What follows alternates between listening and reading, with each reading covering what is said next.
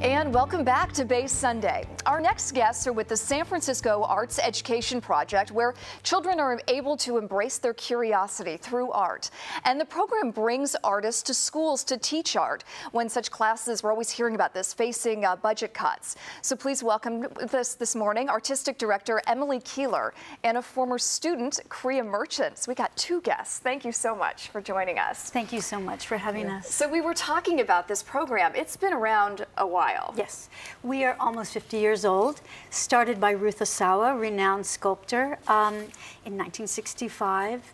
And the organization has been serving public school children in San Francisco for that long in the visual and the performing arts. And how does SF Arts Ed work?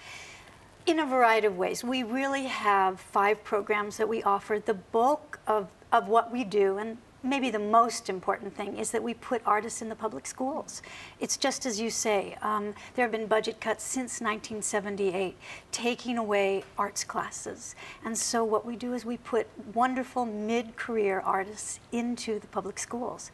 We also have a musical theater troupe called The Players. We have an internship program. We have summer camps.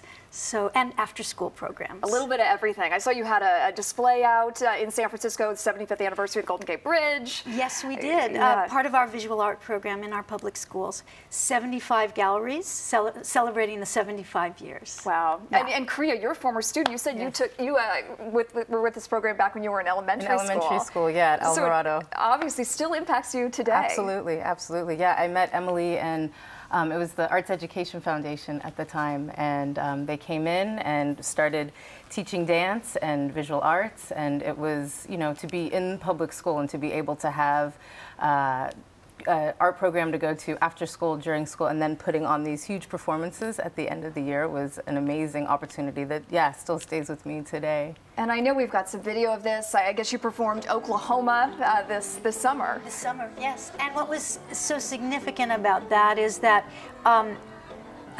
this is rehearsal.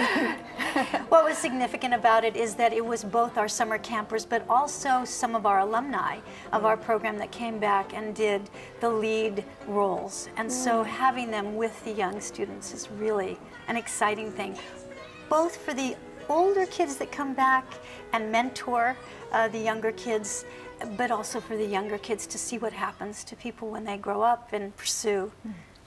Right. I think there's something so neat about having real-life artists in there and spend some of their time with these children, mentoring them and maybe influencing them to take on careers in the arts. Absolutely. I think it's that, and it's also just simply, you know, giving that full education, which the arts really does afford kids. I think that we believe, as most educators, that kids need lots of entries into learning, and the arts really affords that. Theater, dance, visual arts, it's another way to learn. And for some kids, it's the really important other way. If they're having trouble in school, or even if they're having trouble getting to themselves, like their expressive selves, the arts really does afford that.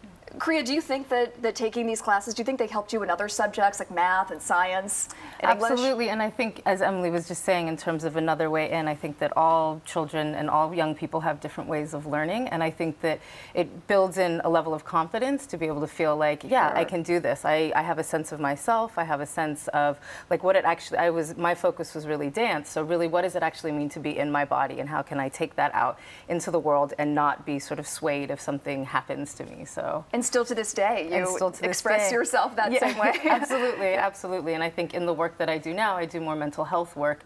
And Emily and I were speaking about this earlier, that it really does feel like a dance often with the clients that I work with.